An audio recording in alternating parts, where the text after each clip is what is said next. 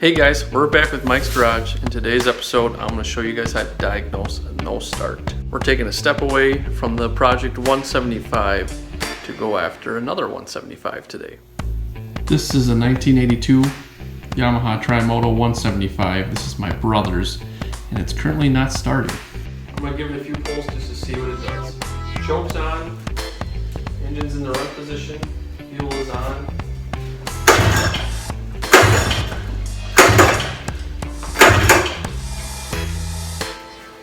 Nothing.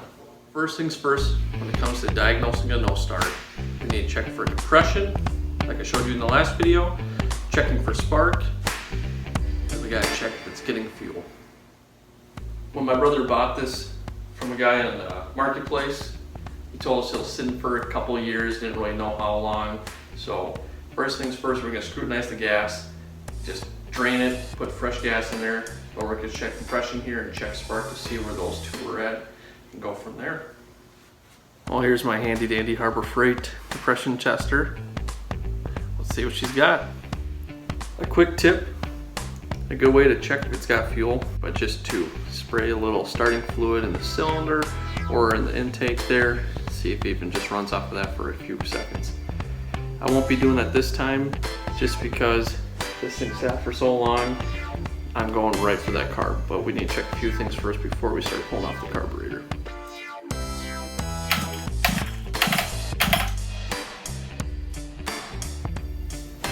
After 4 pulls, she's above 90, which is good. The spec on these, they should be about 124 PSI, but this is good for it to start.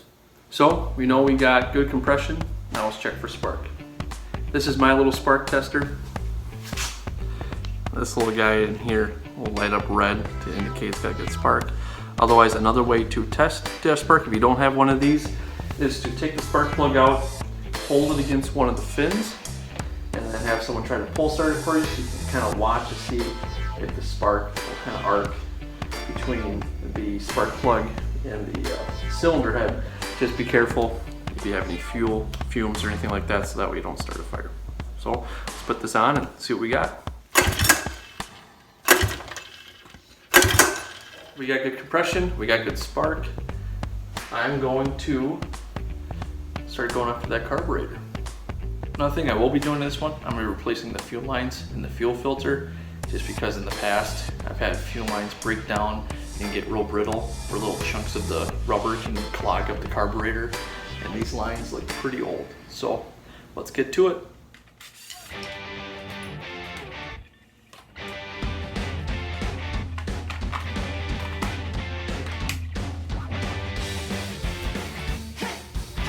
So here we got the fuel petcock. Now we got one line that goes to part of the fuel pump.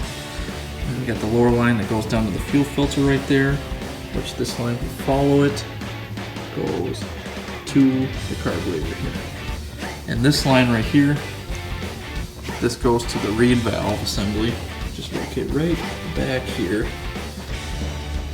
where the carburetor attaches to. You can tell already this line's looking brittle, so we're just gonna do it all now that we're going to be taking this whole thing apart. So now I'm draining out the old gas. Get ready to put fresh gas in there. Now all we got to do is just remove the carburetor, take it apart, rebuild it, make sure everything's nice and clean, and reassemble it.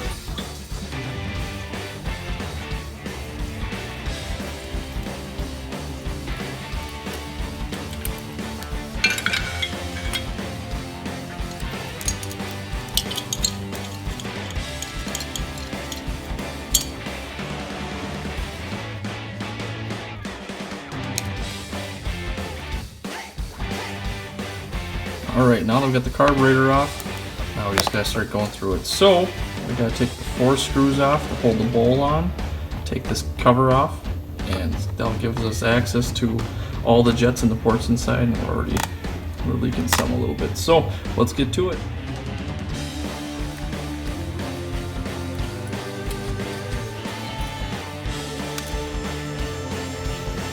See, you can already see inside here kind of all that grime we got to clean out. That's what we got to go after there. Here's what the inside of the carburetor looks like. So we got this guy, which is called the float. And what kind of keeps it that spring tension is the needle in the seat, which sits right in here. So we got to take this part, take off this main jet here, and kind of clean this all up. And you can kind of see the green on it just from the fuel sitting in it, just that bad fuel over time. So we got to take this thing apart, clean it out, go through it all.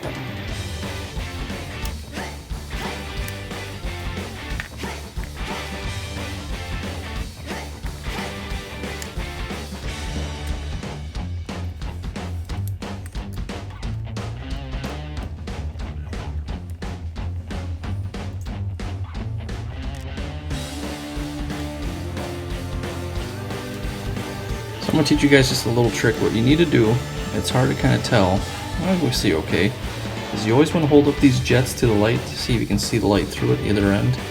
It's probably a little hard to kind of see a little bit. There we go.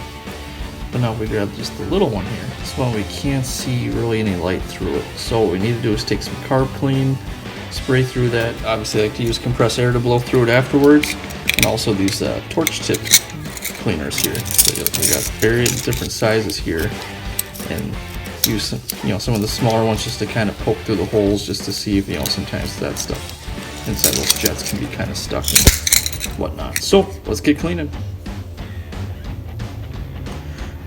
It's a little tough to see, but already just kind of spraying some carb clean through it and using those welding torch tip cleaners. We're already seeing some light through it now. Alright, so got all the fuel lines on there, and I made sure they're clear because I like to see how the fuel's flowing when I turn the fuel on. Carburetor's all clean, so I got some fresh gas in there, so let's let this go.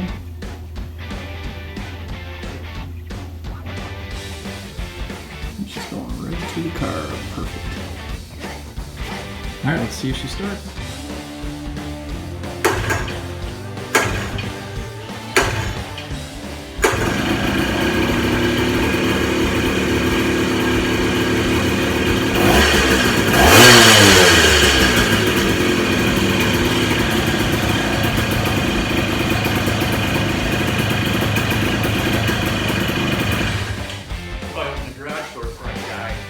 Well, it's running good now, so that's how you guys can diagnose a no start. Remember, check compression, check spark, check fuel.